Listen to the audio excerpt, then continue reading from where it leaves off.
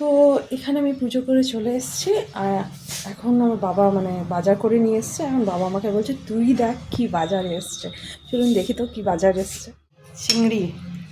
চিংড়িগুলো বেশ ভালো তো বাবা, ধুয়ে এনেছো? কেটে ধুয়ে সব দিয়ে দিয়েছে, বেশ সব ধুয়ে পরিষ্কার করে নিয়ে এসেছি। খুব ভালো করেছো।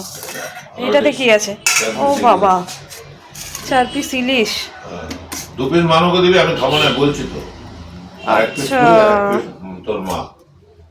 আর এদের পটল এনে দিয়েছি। এই 4টে পিস ইলিশ, ঠিক আছে। আর দুটো নিতেই পারতে বাবা। থাকবে তো না নিব, ওর কাছে নেই না, ও জোর করে এটা দিয়ে দিলাম তাকে। আচ্ছা ঠিক আছে, ইলিশ শেষ, ঠিক আছে। 4টে বেশি রান্না। Hello everyone, welcome back to my another video, my blog life. তো আজকে আমার ব্লগ করা 60 ডেজ কমপ্লিট হয়েছে।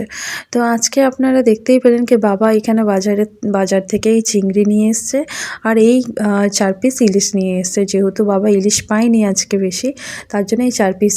তো প্রথমেই বলি আমার মেয়ে ইলিশ খেতে খুবই ভালোবাসে, এতটাই ভালোবাসে কিছু বলার নেই। ও ছোটোর থেকে ইলিশটা খুব পছন্দ করে। তো ওর দাদু এই জন্যই বলছিল কি আমাকে দিতে হয় না, ওকেই 2 পিস দেবে।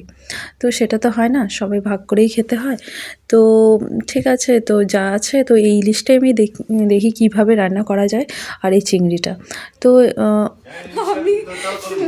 আমি যাব না। তো এখানে আমি মোটামুটি সবজিগুলো কেটে নিয়েছি। এখানে শসা, পালং শাক আর বিটরুট, এটা আমি জুস বানাবো নিজের জন্য। আর এখানে বেগুন আর বড়ি দিয়ে আমি ইলিশ মাছটা রান্না করব। আর এখানে পটল আর আলু দিয়ে চিংড়িটা। তারপর এখানে 2 রকমের মশলা আমি পিষে নিয়েছি। এখানে আদা রসুন পেঁয়াজ একটা বাটা আর একটা টমেটো পেস্ট আছে। তো এখানে আমি ভাতের হাঁড়িটা বসিয়ে দিয়েছি। আমাদের ছোট্ট একটা হাঁড়ি, যেহেতু আমাদের ভাতের কোয়ান্টিটি সবাই কম খায়, সেই জন্য এই ছোট্ট হাঁড়িতে আমার মোটামুটি আমাদের 4 জনের হয়ে যায়। তো এই মাঝখানে আমি জুসটা বানিয়ে নিয়েছিলাম নিজের, তো ওটা আমি খেয়ে নিচ্ছি। যেহেতু আমার ব্রেকফাস্ট খাওয়ার সেরকম আর ইয়ে থাকে না, তো আমি জুসটাই খেয়ে কাটিয়ে দিই।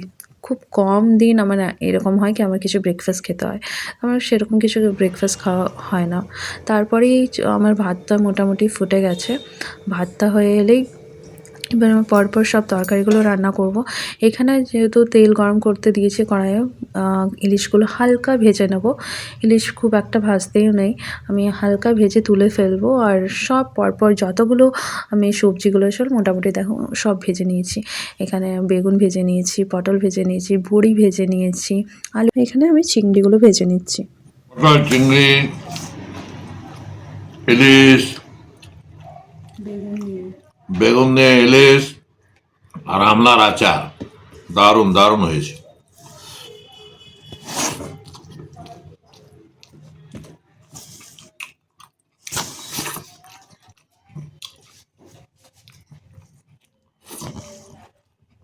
তো চলুন বাবা এখন শান্তি করে খেয়ে নোক খাবারটা। তো আজকের মতন এইটুকু, দেখা হবে নেক্সট ব্লগে। Tata, by.